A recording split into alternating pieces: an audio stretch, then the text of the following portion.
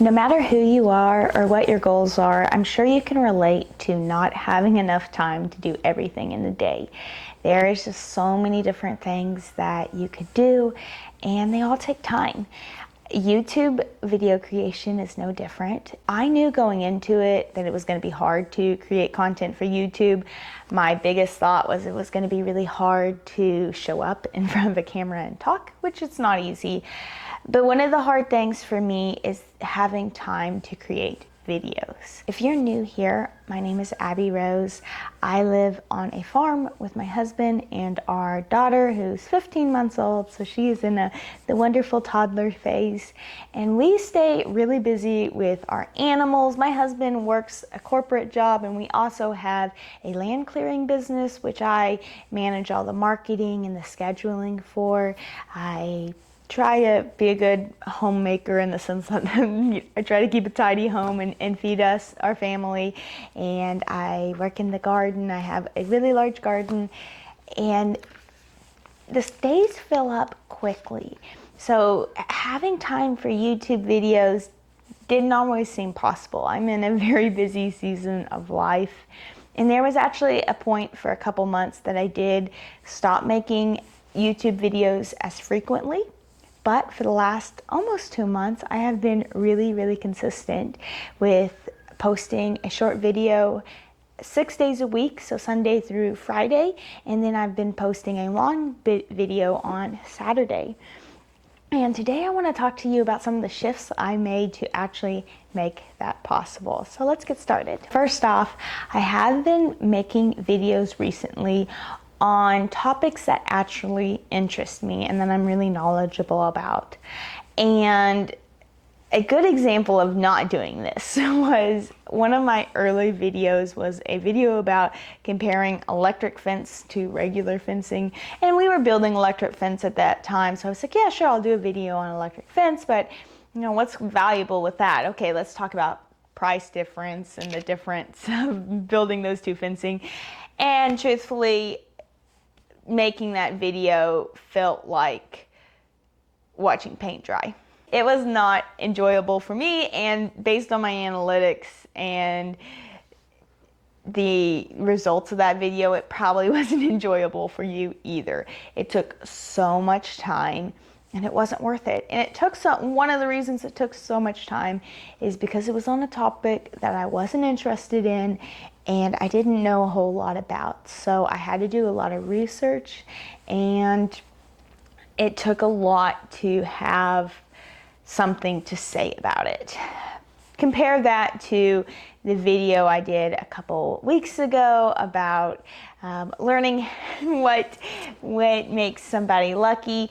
I've been listening to podcasts just because I love to, and reading books and learning about different ways of being more successful, which I guess could be more lucky. And that directly translated into me being able to talk about it on a video. It was something I was interested in, something that I already knew a lot about without having to do additional research for the video. And it was so much quicker for me to create that video in comparison to the fencing video. So that's something that I've been doing recently. I've really been focusing on creating videos about things that I enjoy, that I want to create videos about. Part of that, so number 2, is I have expanded my niche. So to have enough content ideas to make videos that actually interest me, I want to talk about all kinds of things. I don't want to just talk about the farm. You know, I still haven't posted this video of us building a barn, but you know what? I don't know a lot of the terminology. So a lot of me doing that video, it would take me so much time because I would have to be figuring out, like, I would have to go ask Dan, and hey, what's this called that we're doing? I don't know a lot about it, which again, that goes back to my previous point. But I have decided I would rather post a video like this about time management or how I have time to make YouTube videos instead of the barn building, even though the barn building was probably more in line with my original niche, which was farm life, or actually I called it homesteading at the time, though I've since decided to call it farming, which is more true to who I I am and what I've always called it. Anyway, that's another point. You can watch a video about that on my channel. I did talk about why I'm not a homesteader. Anyway, I have expanded my niche so that I can actually make videos about all the things that I find interesting, all the things I enjoy. And I know that that's not necessarily always the best option in terms of getting the most views, but I am prioritizing consistency. I'm prioritizing accomplishing my goals over, growing, because I can control the consistency. I can't control the growth. And so one of the ways that I can control me being consistent is posting videos and creating videos on all the different areas of life that I enjoy and I am interested in.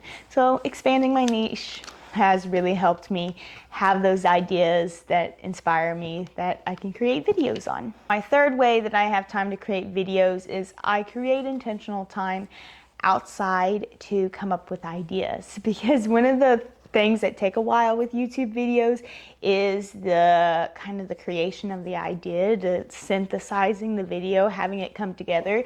But it's crazy if you give yourself some time without distractions, how quickly those kind of ideas can come together. So for me, it works perfect because we do live rurally in the country. I can just be intentional about not taking my phone outside when I'm working in the garden or I'm feeding the animals, and I can give myself that time to create ideas, which it really works. You know how you create ideas in the shower? A big reason you create ideas in the shower is because, or you come up with them, is because you don't have distractions. So I try to purposefully create time in my day to have those distraction-free minutes, 15, 20 minutes that I can help come up with ideas. It is really important. So this is the fourth thing, is when you have those times, or really all throughout the day, I try to carry my phone, a notebook, something to write down ideas. I'm trying to be better about a notebook so that I don't have the distraction of doing it on my phone and instead can just write it down in a notebook. It is really important to write down those ideas as they come to you, because as much as you think you're going to remember them, you won't. Or at least that's been true for me. I can have an amazing idea and I'm like, there's no way I won't remember that. I love this idea. It's wonderful. And I do. I forget it. It goes away. Like it came from nowhere and then it goes to nowhere and I can't re-access it. So make sure you're writing down those ideas when they come to you. The fifth point, and this is something I've truthfully struggled with, I'm getting better, I'm not perfect, is not checking analytics. Okay, there's two reasons not to check analytics on YouTube. Number one, it takes time, and it really can take a lot of time if you're checking them too much, which I have been guilty of doing, where I like pick up my phone and open the little YouTube Studio app and refresh it. It takes way too much time.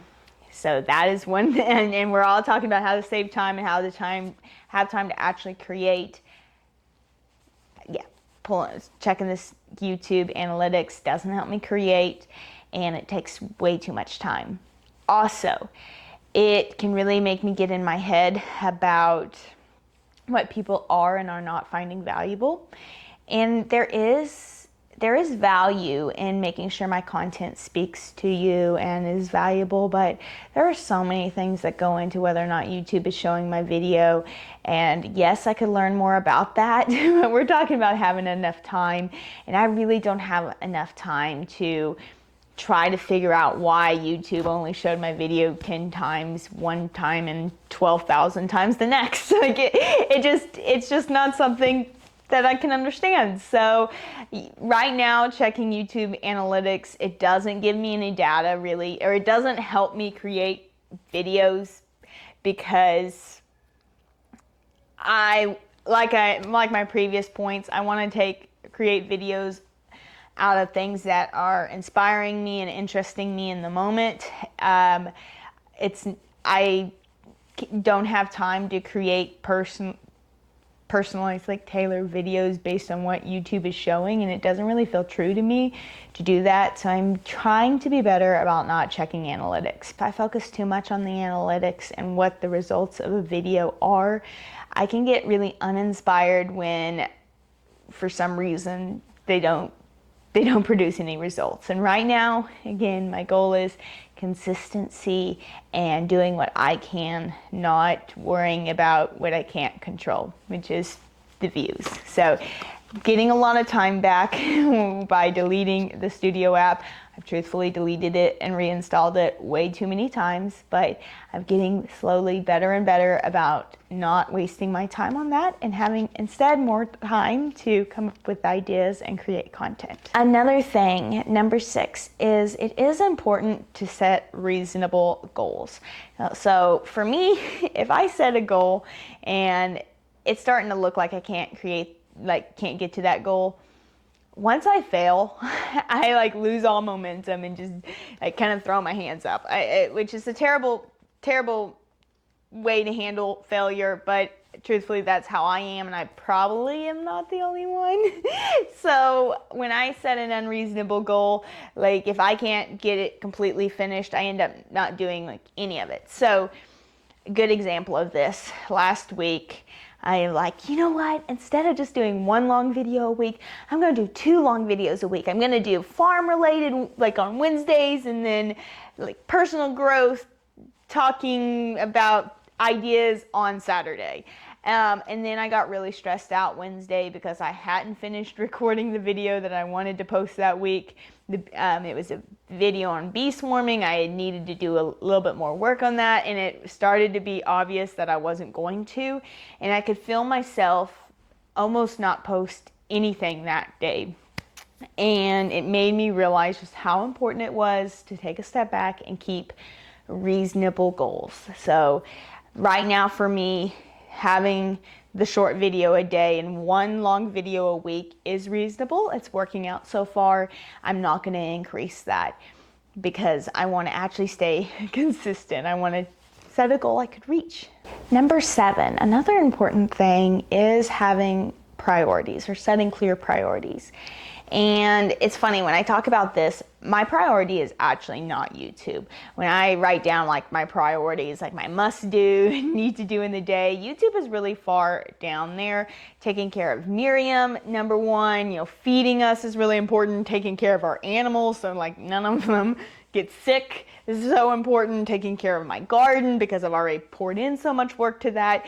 That's really important. YouTube is something I really want to do, but it's not the priority. And weirdly enough, when I actually sat down and wrote my priorities, it made me focus on doing what I really needed to do, which empowered me to do more. So once I realized just how important it was to take care of Miriam, I didn't feel quite so overwhelmed with all the time it took to take care of her. Miriam is my daughter, by the way.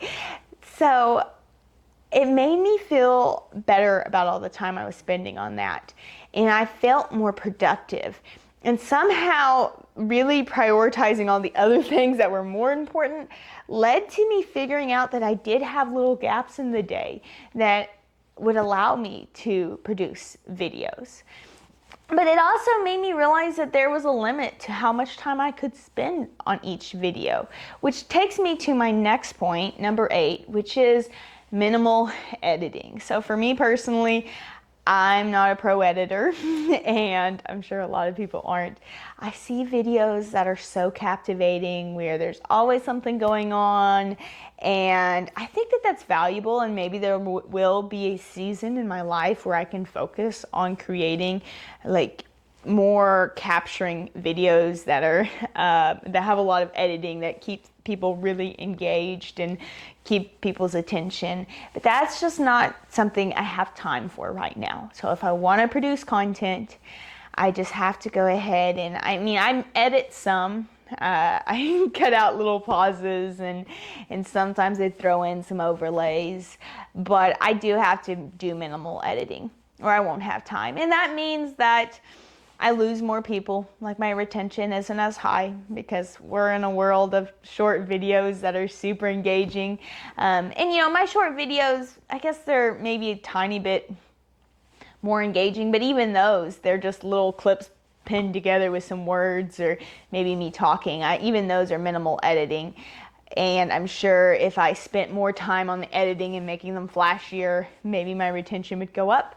But again, I don't have that time. And if I try to spend too much time on making the editing perfect, I'd never post a video and I'd not be consistent. So for me, I'd rather have something done than nothing to show for it. Which perfectly segues into number 9, which is embracing imperfect. I mean, I think this term gets thrown around way too much these days, but I'm a self-proclaimed perfectionist in college. I remember my counselor, it was the first time I heard, "Don't let perfect be the enemy of the good." It's funny how much I've heard that quote now later on, but the first time I heard it, it was such a good reminder. Back then I was procrastinating writing essays and really struggling with not getting started on those because I wanted them to be perfect. And she reminded me that, just good is better than perfect when perfect won't get done. So don't let perfect be the enemy of the good. And with videos, that's the same. I could always do more to make them perfect. I could always take another take. I could always say things just a little better and be a little more perfect in my execution of the video, but then I would never finish it. I never get it done. So I am trying to embrace imperfect, and that's hard when you're putting yourself out there for anybody to see. I guess that's the benefit of not having a whole lot of views just yet. It's not like that many people see it, but still, putting myself out there, I want to put out the best I can, but I have to put out the best I can with the time I have. So it's not going to be perfect. It's just going to be good. Okay, last, number 10 is I am no longer spending time watching videos on how to make videos, or at least not the videos that are unrealistic to who I am. So some videos show fantastic editing and have all kinds of advice that just aren't realistic for me. They're not going to work. So I'm no longer watching videos on that. That takes time to watch those videos, and it makes me feel overwhelmed and discouraged about what I can create. And maybe that's your sign to stop watching me make a video on how to make videos and just get off there and make your own video. Thank you for your time, and subscribe and come along if you've enjoyed this video, and hopefully I can provide more value to you.